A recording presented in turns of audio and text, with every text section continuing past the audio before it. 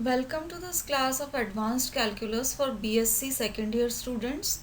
I am Dr. Priya Solomon, Associate Professor in Department of Mathematics at Government Mira Girls College, Udaipur. आज का topic of discussion रहेगा double integration in polar coordinates. अब हम देखेंगे कि curves का equation अगर पोलर फॉर्म में दिया गया है तो डबल इंटीग्रेशन किस तरह से किया जाता है। तो ए हम मान रहे हैं area bounded by the polar curves r is equal to f1 theta, r is equal to f2 theta, theta is equal to alpha and theta is equal to beta. तो आप डायग्राम में देख सकते हैं ये आपका पहला कर्व हो गया r is equal to f1 theta. This is the second curve r is equal to f2 theta. ये लाइंस हो गई आपके पास, पहली line theta is equal to alpha और दूसरी line theta is equal to beta. इनसे जो एरिया बाउंडेड है, ये बीच वाला एरिया है, इसको हम कैपिटल ए से रिप्रेजेंट कर रहे हैं। तो अगर हमें डबल इंटीग्रल निकालना है over the area A of function F R theta, तो अब आप देखिए इसमें लिमिट्स ऑफ इंटीग्रेशन किस तरह से डिटरमिन होंगी। क्योंकि हम ये अंदर वाला एरिया कंसिडर कर रहे हैं, इसके अलोंग जब हम मूव करते हैं तो आर आपका फर्स्ट कर्व से स्टार्ट होता है और सेकंड कर्व तक जाता है। तो फर्स्ट कर्व पे r is equal to f1 theta है, सेकंड पे r is equal to f2 theta है, इसलिए आर की लिमिट्स हो जाएंगी from f1 theta two f2 theta.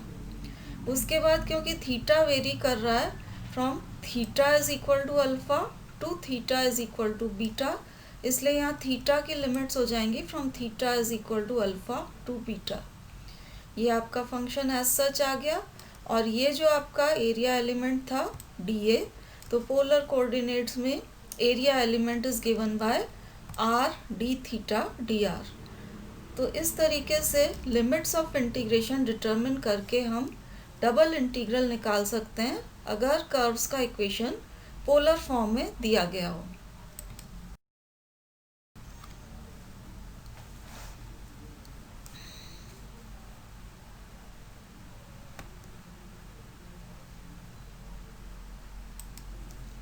Polar coordinates में डबल इंटीग्रेशन कैसे किया जाता है, उसके लिए हम कुछ एग्जांपल्स देखते हैं। जैसे ये फर्स्ट एग्जांपल में आपको इवैल्यूएट करना है ये integral taken over the region r, और आर यहाँ में दे रखा है r is the area of the circle. Circle का इक्वेशन आपको दिया हुआ है r is equal to a cos theta. अब डबल इंटीग्रल में आर एंड थीटा की लिमिट्स क्या होंगी, इसके लिए जो भी आपको कर्व दिया हुआ है इसको हम ट्रेस करेंगे।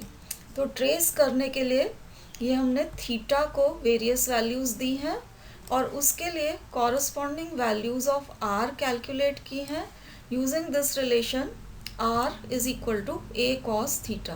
तो जब आप यहाँ थीटा इज इक्वल टू 0 रखेंगे तो कॉस 0 इज इक्वल टू 1 होता है, तो आर की वैल्यू ए आ जाएगी। Theta is equal to pi by 6 रखने पे आर की वैल्यू, एंड इसी तरीके से पाई by 4, pi by 3 and pi by 2 पर आर की वैल्यूज़ कैलकुलेट की हुई हैं। अब आर की जो वैल्यूज़ कैलकुलेट हुई हैं, इन वैल्यूज़ से आप देख सकते हैं कि आर की मैक्सिमम वैल्यू आपको मिल रही है at theta is equal to 0। उसके बाद जैसे आप थीटा को बढ़ा रहे हैं from 0 to pi by 2, r की वैल्यू लगातार डिक्रीज़ हो रही है फ्रॉम ए, ये लगातार डिक्रीज़ होते हुए पाई बाय 2 पर जब हम आते हैं आर की वैल्यू 0 हो जाती है। तो जब आप कर्व को ट्रेस करेंगे, ये लाइन आपकी थीटा इज इक्वल टू 0 को रिप्रेजेंट करने वाली लाइन है। यहाँ पर ये जो आर की वैल्यू है, आर की वैल्यू ए के बराबर होगी, तो this length will be equal to A. फिर आप theta is equal to pi by 6 लेंगे तो ये वैल्यू घट के ए रूट 3 बाई 2 हो जाएगी।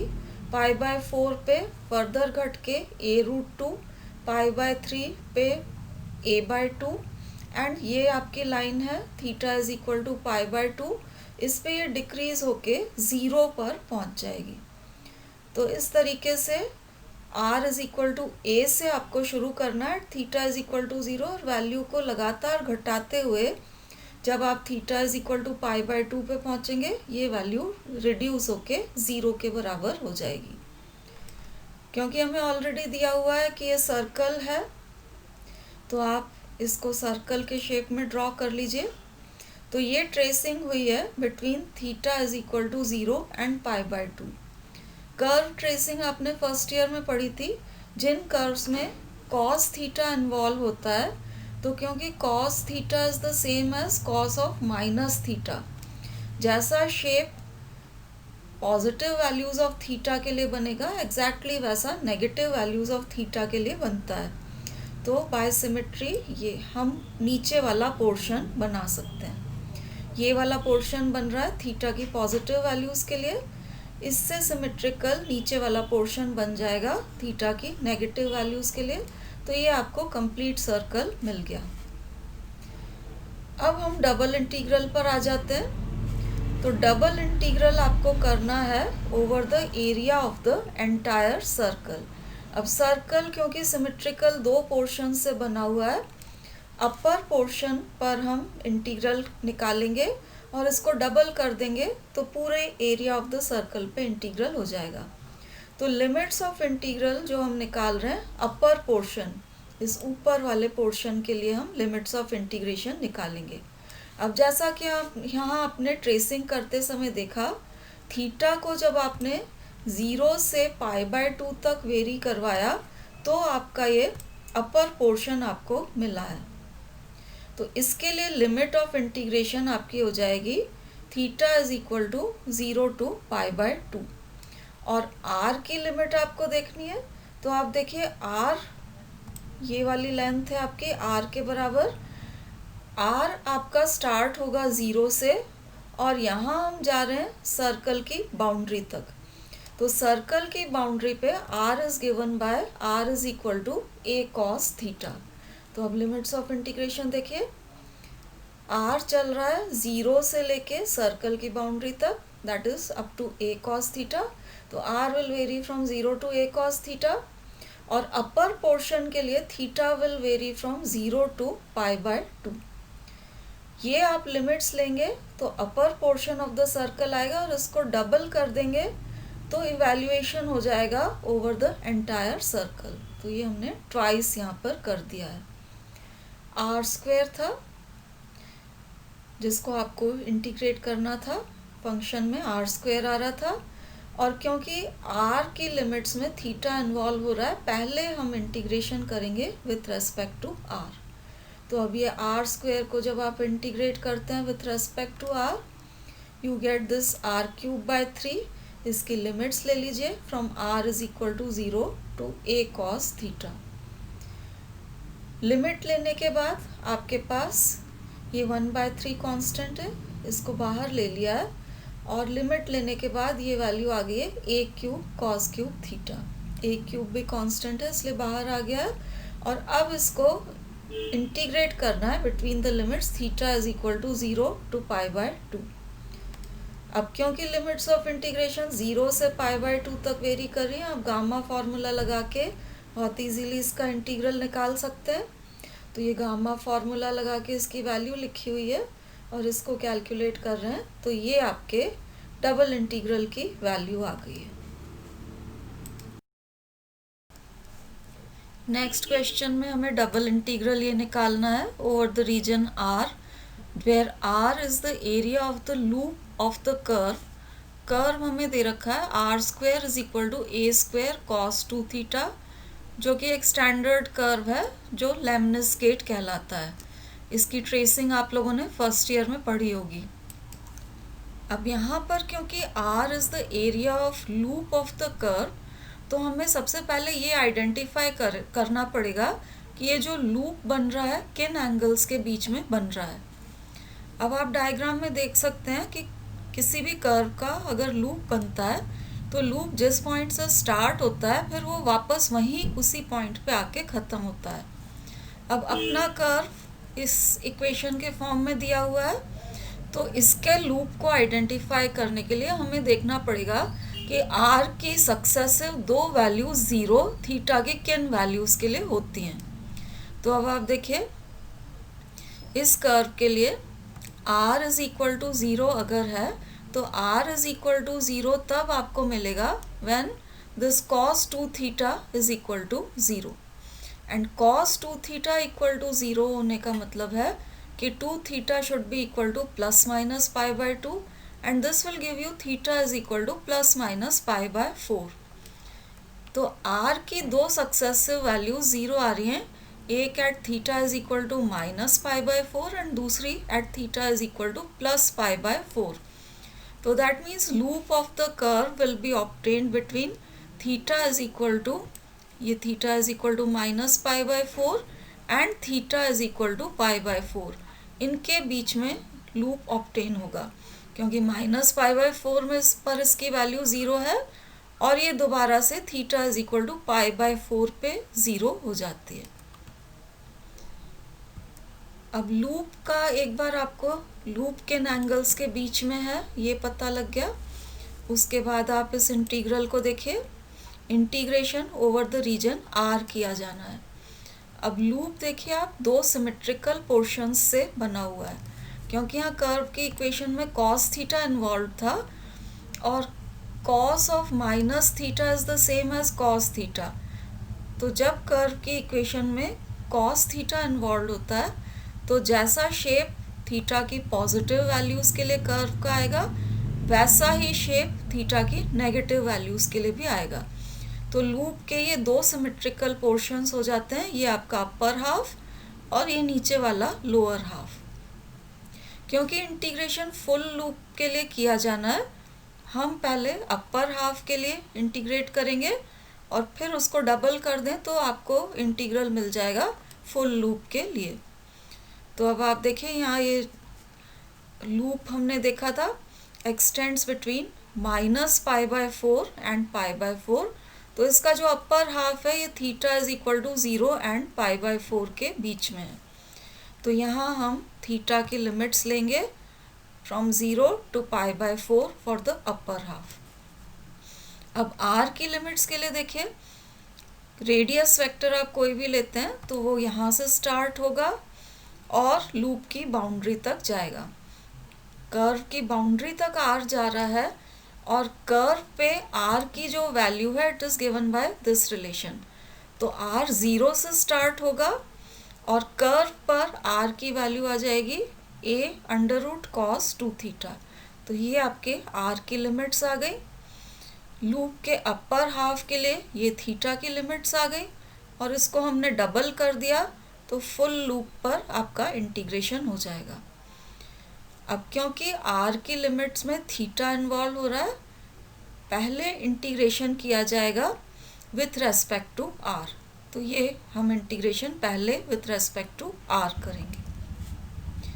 अब इस इंटीग्रेशन को करने के लिए हम सब्स्टिट्यूशन यूज़ कर रहे हैं। A square plus r square को टी स्क्वायर रखा तो 2r dr will be equal to 2t dt।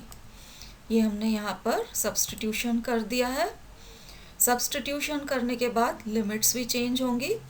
तो जब r is equal to zero लेंगे जैसा कि लोअर लिमिट में था तो t will be equal to a और जब आप r is equal to a under root cos 2 theta लेंगे या फिर r square is equal to a square cos 2 theta कह सकते हैं तो t की वैल्यू आपके पास आ जाएगी इस तरह से under root 2a cos theta. तो ये आपके t की लिमिट्स हो गई और इसको आप इंटीग्रेट करेंगे तो इंटीग्रेट करेंगे आपके पास t आएगा। अपर लिमिट पे इसकी वैल्यू ये लिखती है √2a cos theta and this is value at the lower limit. अब ये जो एक्सप्रेशन आया है इसको अब हमें इंटीग्रेट करना है from theta is equal to zero to pi by 4। तो इंटीग्रेशन बिल्कुल सिंपल है। cos थीटा को इंटीग्रेट किया तो sin थीटा आ गया और यहाँ a कांस्टेंट था, इसका इंटीग्रल a थीटा हो गया और ये लिमिट्स ले ली हैं between theta is equal to zero and pi by 4 and simplify होके आपके पास इंटीग्रल की वैल्यू इस फॉर्म में आ गई है। नेक्स्ट एग्जांपल में हमें इंटीग्रेट करना है आर स्क्वायर कॉस थीटा को over the area of the cardioid lying on the upper side of the initial line. अब कार्डियोइड भी एक स्टैंडर्ड कर्व होता है, इसकी भी ट्रेसिंग आपने फर्स्ट ईयर में की होगी। तो कार्डियोइड का इक्वेशन है r is equal to a 1 plus cos theta.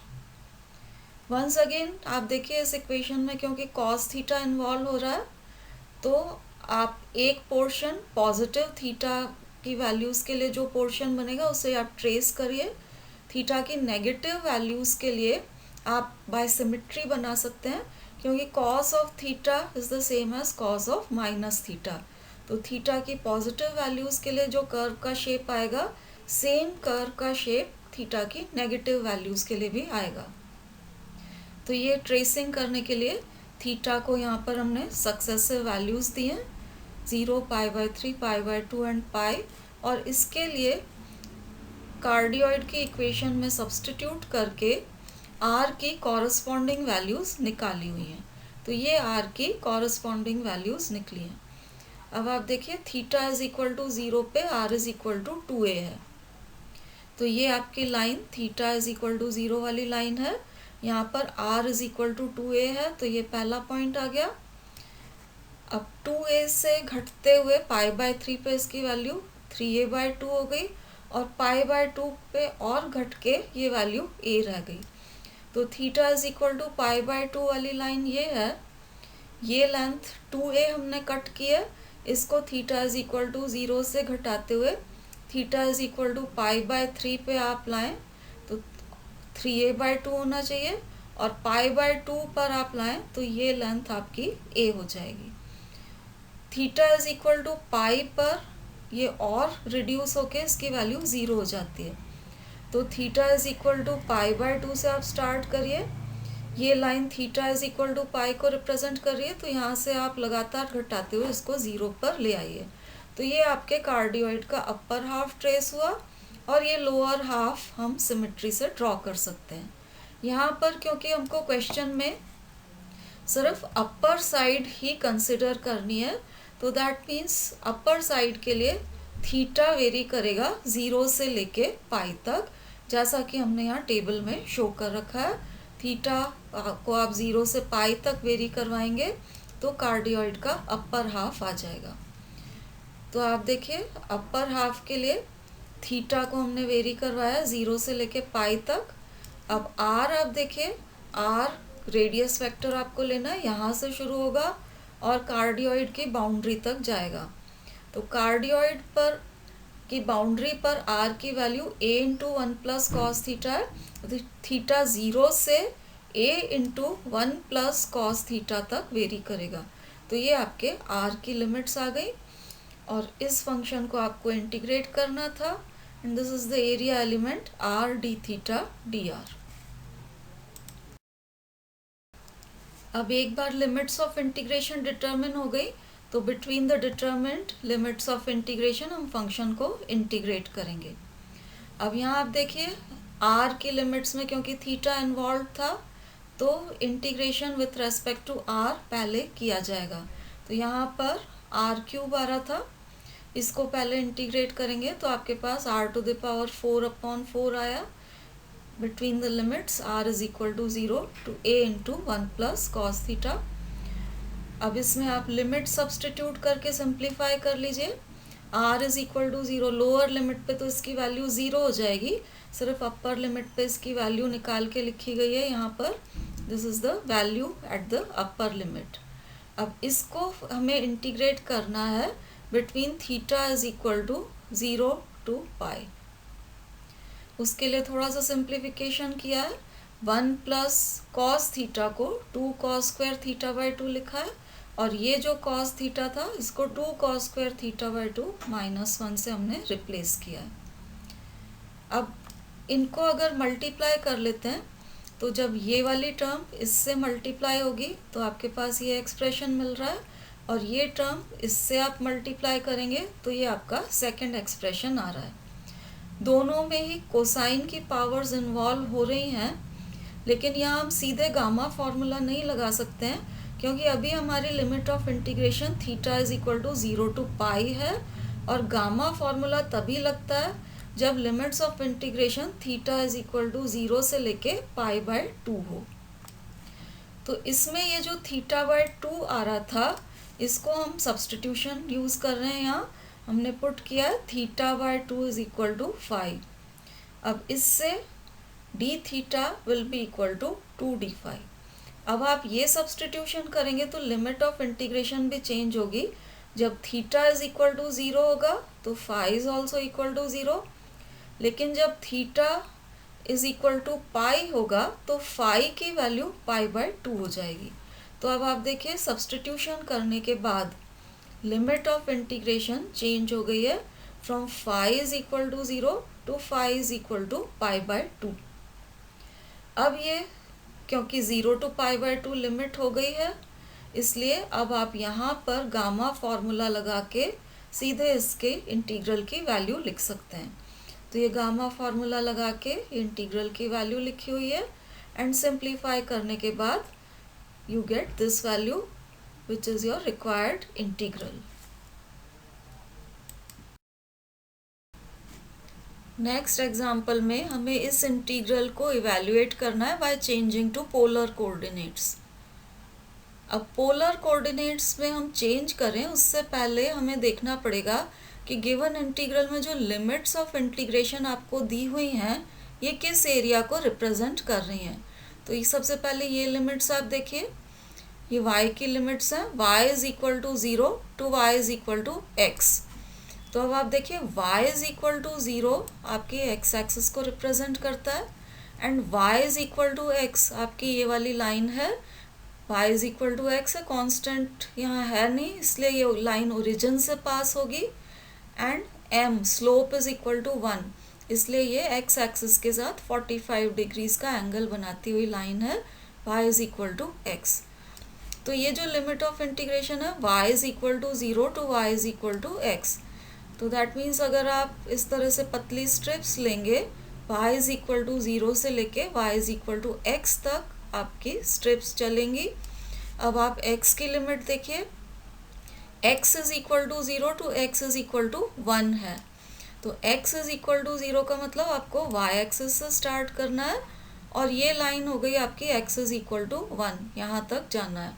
तो दैट मीन्स डबल इंटीग्रेशन जो आपको दिया हुआ है it is taken over the area of this triangle. अब पोलर कोऑर्डिनेट्स में हम इसे चेंज करेंगे। तो पोलर कोऑर्डिनेट्स में आप देखिए इस ट्राइंगल के अंदर हम कोई भी रेडियस वेक्टर इस तरह से ले लेते हैं, ये लाइन हो जाएगी रेडियस वेक्टर, इसकी लेंथ r, और ये वाला एंगल हो जाएगा थीटा। अब ये एंगल क्योंकि हमने थीटा लिया है, कॉस थीटा होता है बेस अपॉन हाइपोटेन्यूज, तो ये बेस हो गई, इसकी लेंथ 1 है क्योंकि ये वाली लाइन आपकी x इज इक्वल टू 1 थी, तो बेस हो गई 1 एंड हाइपोटेन्यूज इज r, इसलिए कॉस थीटा हो जाएगा आपका 1 upon r, base upon hypotenuse. इससे आपके r की वैल्यू आ जाएगी रेडियस वेक्टर की, r will be equal to sec theta. तो अब आप देखिए पोलर कोऑर्डिनेट्स में जो लिमिट्स ऑफ इंटीग्रेशन लिखी जाएंगी, जब हम इस ट्राइंगल के अंदर मूव कर रहे हैं तो थीटा वेरी कर रहा है 0 से लेके यहाँ तक। यहाँ पर theta is equal to 45 degrees है, पाई बाय 4 है क्योंकि यहाँ लाइन का स्लोप 1 के बराबर था, that means theta is equal to 45 degrees because m is equal to 1, और r वेरी करेगा 0 से लेके सेक थीटा तक। ये सेक थीटा हमने यहाँ पर डिराइव किया था। तो ये कार्टेशियन कोऑर्डिनेट्स में जो लिमिट्स थी, अब इनको पोलर फॉर्म में आप लिख सकते हैं। r वेरी कर रहा है 0 से लेके सेक थीटा तक, theta from 0 to pi by 4। अब ये जो है क्वांटिटी, इसको भी पोलर फॉर्म में चेंज कर लीजिए। तो ये x को r cos थीटा से रिप्लेस किया, तो ये r cube cos cube theta, and नीचे under root X square plus Y square करेंगे, तो this is equal to r, क्योंकि x r cos theta and y r sin theta के बराबर होता है। ये जो dx dy आ रहा था, ये एरिया एलिमेंट, इसको are D theta D R से रिप्लेस करेंगे। तो ये आपका इंटीग्रल पोलर फॉर्म में चेंज हो गया। आर की लिमिट में थीटा इन्वॉल्व है, इसलिए पहले हम इंटीग्रेशन करेंगे विथ रेस्पेक्ट टू आर। तो ये आर कैंसिल हो रहा है, आर क्यूब को आप इंटीग्रेट करेंगे तो ये आर टू द पावर 4/4 आया। इसकी आप लिमिट्स ले लीजिए। तो लिमिट्स लेने पे ये सिंप्लीफाई होके इस तरह से आ जाएगा। और ये जो एक्सप्रेशन आया है, अब इसको between theta is equal to 0 to π/4 आपको इंटीग्रेट करना है। तो ये अंदर जो एक्सप्रेशन है सिंप्लीफाई होके सेक थीटा रह गया। सेक थीटा का इंटीग्रल ये लिखा है log sec theta plus tangent theta. अब इसकी लिमिट्स ले लिए हैं बिटवीन 0 to π/4। तो लिमिट लेने पे ये इसके बराबर आ गया। अब log 1 0 के बराबर हो जाएगा। तो सिर्फ आपके पास ये पहला एक्सप्रेशन रह जाएगा और ये आपके इंटीग्रल का इवैल्यूएशन हो गया after changing to polar coordinates. Next example देखिए, यहाँ भी आपको डबल इंटीग्रल इवैल्यूएट करना है by changing to polar coordinates. तो अब सबसे पहले इसकी लिमिट्स आप देखिए। लिमिट चल रही है y is equal to 0 to y is equal to √2x minus x square. तो y is equal to √2x minus x square को हम दोनों तरफ अगर स्क्वेयर कर दें तो आपके पास Y square plus X square is equal to 2x आएगा। एक्स स्क्वेयर एंड 2x को एक साथ लिया हुआ है यहाँ पे और परफेक्ट स्क्वेयर बनाने के लिए इसमें 1 ऐड किया है एंड इस 1 को एडजस्ट करने के लिए राइट हैंड साइड पे भी 1 लिया है। तो ये इस फॉर्म में आ गई x minus 1 whole square plus ये Y square and this is equal to 1। अब ये इक्वेशन रिप्रेजेंट कर रही है सर्कल जिसका सेंटर होगा 1 0 and radius is equal to 1। तो ये हमने सर्कल ड्रॉ किया है। इसका सेंटर जो है that will be the point 1 0 and radius will be equal to 1। अब आप देखिए यहाँ जो लिमिट्स थी 0 से √2x माइनस एक्स स्क्वेयर तक, तो y चल रहा था 0 से लेके √2x माइनस एक्स स्क्वेयर तक। दैट मीन्स सर्कल की बाउंड्री तक हम जा रहे थे। अब यहाँ पर आप देखिए सर्कल में आप बाउंड्री कंसिडर करते हैं तो पॉजिटिव और नेगेटिव वैल्यूज़ दोनों आती हैं, क्योंकि इस इंटीग्रल की लिमिट में सिर्फ पॉजिटिव स्क्वायर रूट लिया हुआ है। दैट मीन्स सिर्फ हम सर्कल का अपर हाफ कंसिडर कर रहे हैं। और उसके बाद x चल रहा है 0 से लेके 2 तक। सर्कल की रेडियस 1 के बराबर थी, तो 1 लेंथ सेंटर के इस तरफ और 1 लेंथ इस तरफ, तो ये टोटल लेंथ आपकी 2 के बराबर होगी। x वेरी कर रहा है 0 से लेके 2 तक। दैट मीन्स जो इंटीग्रल किया हुआ है it is taken over the upper half of this circle. अब हम इसको चेंज करते हैं पोलर फॉर्म में। तो पोलर फॉर्म में चेंज करने के लिए x को r cos theta and y is equal to r sin theta आप सब्सटीट्यूट करिए। तो ये x square plus Y square will be equal to r square और राइट हैंड साइड में x था उसको r cos थीटा से रिप्लेस कर दिया है। एक r कैंसिल होके you get r is equal to 2 cos theta. तो ये आपके सर्कल का इक्वेशन आ गया है। अब लिमिट्स ऑफ इंटीग्रेशन देखिए। सर्कल इसका ट्रेसिंग आप करेंगे तो थीटा इज इक्वल टू 0 पर r इज इक्वल टू 2 आएगा आपके पास and theta is equal to π/2 करेंगे। यहाँ पर आप थीटा इज इक्वल टू π/2 करेंगे तो r इज इक्वल टू 0 हो जाएगा। तो upper half of the circle आएगा between theta is equal to 0 and π/2। तो ये थीटा के लिमिट्स हो जाएंगी 0 to π/2। उसके बाद आप r देखिए, रेडियस वेक्टर कोई भी आप लेते हैं इस तरह से, तो ये 0 से स्टार्ट हो रहा है और सर्कल की बाउंड्री तक जा रहा है। सर्कल की बाउंड्री पर r is given by r is equal to 2 cos theta. तो r की लिमिट हो जाएगी 0 से लेके 2 cos थीटा तक। अब ये x है, x को r cos थीटा से रिप्लेस किया है। नीचे denominator √x² plus Y square था तो ये r हो गया and D X D Y को R D theta D R से रिप्लेस किया हुआ है। वंस अगेन आर की लिमिट में थीटा इन्वॉल्व है, तो पहला integration with respect to R करेंगे। आर को इंटीग्रेट किया तो you get R square by 2। इसकी आप लिमिट्स ले लीजिए एंड लिमिट्स लेने के बाद इसको इंटीग्रेट करिए between theta is equal to 0 and pi by 2। अब theta 0 to pi by 2 vary कर रहा है और अंदर कॉस क्यूब थीटा आ रहा है, तो सीधे ही गामा फॉर्मूला लगा के इसकी वैल्यू आप लिख सकते हैं। तो ये गामा फॉर्मूला से इसकी वैल्यू लिखी हुई है एंड ये सिंप्लीफाई होके दिस गिव्स यू 4/3। तो ये वैल्यूएशन पोलर कोऑर्डिनेट्स में चेंज करके हमने किया है। नेक्स्ट क्वेश्चन में भी हमें इवैल्यूएशन करना है by changing to polar coordinates. This area of integration जो a है, this is the area bounded by x greater than और equal to 0, y greater than और equal to 0 and x square plus Y square less than और equal to 1। तो अब आप देखिए x greater than 0 and y greater than और equal to 0 आपको रखना है।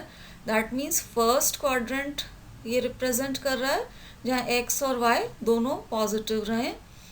साथ में x square plus Y square less than और इक्वल टू 1 आपको रखना है। तो x square plus Y square equal to 1 circle की बाउंड्री होती है जिसका सेंटर ओरिजिन है and radius is equal to 1। X square plus Y square less than और इक्वल टू 1 रखना है। दैट मीन्स इस सर्कल के अंदर वाला एरिया आपको कंसिडर करना है जो कि फर्स्ट क्वाड्रेंट में रहे।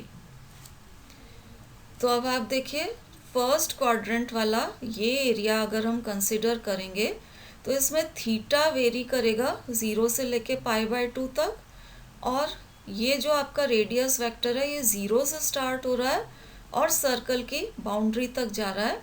सर्कल की बाउंड्री पर क्योंकि सर्कल का रेडियस 1 है तो r will be equal to 1। तो अब आप लिमिट्स ऑफ इंटीग्रेशन लिख सकते हैं। r वेरी करेगा 0 से लेके सर्कल की बाउंड्री तक जहाँ रेडियस इज इक्वल टू 1 होगा। फर्स्ट क्वाड्रेंट में theta will vary from 0 to pi by 2। अब यहाँ पर आप x एंड y को पोलर फॉर्म में चेंज कर लीजिए by replacing x by r cos theta and y is equal to r sin theta. तो ये एक्सप्रेशन मिलेगा and dA is replaced by r d theta dr। अब इंटीग्रेशन करने के लिए हम सब्सटीट्यूशन यूज़ करेंगे। 1 plus are square is equal to t square, तो आपके पास 2r dr की वैल्यू आ जाएगी 2t dt। जब आप सब्सटीट्यूशन करेंगे तो लिमिट्स ऑफ इंटीग्रेशन भी चेंज होंगी। तो जैसे यहाँ lower limit r is equal to 0 थी, जब आप r इज इक्वल टू 0 यहाँ रखेंगे तो t इज इक्वल टू 1 आएगा। Upper limit r is equal to 1 थी, तो जब आप यहाँ r इज इक्वल टू 1 रखेंगे तो t की वैल्यू आ जाएगी आपके पास t इज इक्वल टू √2। तो ये लिमिट्स ऑफ इंटीग्रेशन 1 से लेके √2 हो जाएंगी और ये आपका सब्सटीट्यूशन करने के बाद इंटीग्रल इस फॉर्म में आ जाएगा। अब ये t आपके कैंसिल हो रहे हैं और इसको ये आप √a² माइनस x² वाला फॉर्मूला लगा के इंटीग्रेट कर लीजिए। ये इंटीग्रल की वैल्यू है, इसकी value between the given limits आप निकाल लीजिए और इसके बाद इसको आपको इंटीग्रेट करना पड़ेगा बिटवीन 0 एंड पाई बाय 2। तो अब आप देखिए upper limit and lower limit पे जब आप वैल्यूज़ निकालेंगे तो ये जो फर्स्ट वाला एक्सप्रेशन है, जब t इज इक्वल टू √2 आप सब्सटीट्यूट करेंगे, ये अपर लिमिट पे t इज इक्वल टू √2 है, तो यहाँ आप t is equal to √2 substitute करेंगे तो ये 0 हो जाएगा। एंड लोअर लिमिट पे जब आप t is equal to 1 substitute करेंगे तो t इज इक्वल टू 1 आप सब्सटीट्यूट करेंगे तो इसकी वैल्यू हो जाएगी आपके पास 1/2। ये √1 आएगा और यहाँ से 1/2 रह जाएगा। तो ये आपकी वैल्यू एट अपर लिमिट लिखी हुई है 0 and this is the value at lower limit. ये दूसरा जो एक्सप्रेशन है, जब आप इसकी वैल्यू अपर लिमिट पे लिखेंगे तो this is sine inverse 1, √2 upon √2 will give you sine inverse 1 and t is equal to 1 substitute करेंगे तो ये साइन इनवर्स 1/√2 आ रहा है। तो ये आपका एक्सप्रेशन आ गया। अब इसको हमें इंटीग्रेट करना है बिटवीन 0 एंड π/2। तो ये साइन इनवर्स की वैल्यू आपके पास π/2 आ जाएगी। साइन इनवर्स 1/√2 की वैल्यू π/4 एंड ये -1/2 एज सच। अब इसको आप इंटीग्रेट कर लीजिए। इंटीग्रेट करेंगे तो ये पूरी चीज़ कांस्टेंट है। इंटीग्रल थीटा आएगा एंड थीटा की लिमिट्स ले लीजिए बिटवीन π/2 एंड 0। तो ये लिमिट लेने के बाद आपके पास π/2 रह जाएगा। ब्रैकेट के अंदर वाली क्वांटिटी सिंप्लीफाई होके इस तरह से आ जाएगी। तो ये आपका इवैल्यूएशन हो गया by changing to polar coordinates. This ends our discussion on double integration in polar coordinates. Thank you for watching.